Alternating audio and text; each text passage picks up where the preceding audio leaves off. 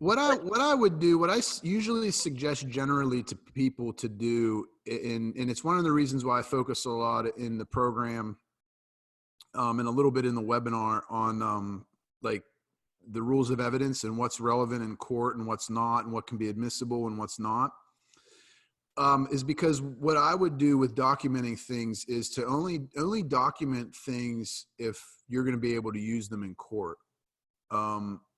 Because really you're not gonna find any sort of other benefit or positive really to that stuff that you're documenting other than that. Because if it's and I'm not saying you're doing this, I'm just speaking for if anybody else had the same question. If it's just to document them for like if an argument ensues or something like that, it's really not going to be that effective to do it for that purpose. So really the best thing to be doing it for is court. And if you're not actively in court, it's still fine to be doing it, to always be prepared.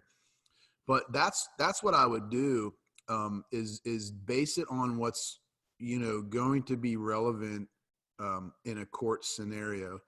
And then the second part of that would be, and you might already do this, but it's very important to do, not only to keep yourself sane, but to keep yourself happy, is what I like to do. And I don't document anything anymore because we just get along really well. So I just don't.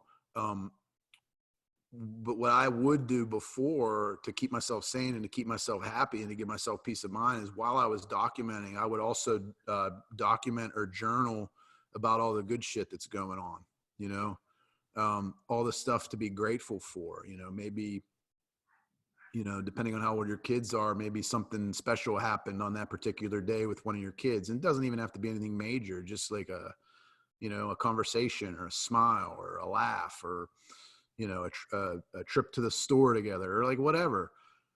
And the reason why I say that to do is because then, like, don't get me wrong, documenting is completely fine. In fact, it's suggested to people, especially when they're going through court or anticipating going through court.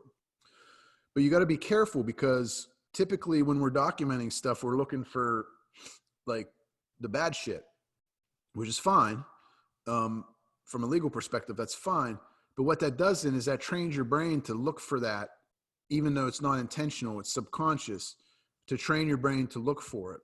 So what I would always do is to counterbalance that would be to document shit that happened that would need to, be used as ammo in court or whatever, but then also to document the good stuff, to document the things you're grateful for, to document the things that are going right in your life.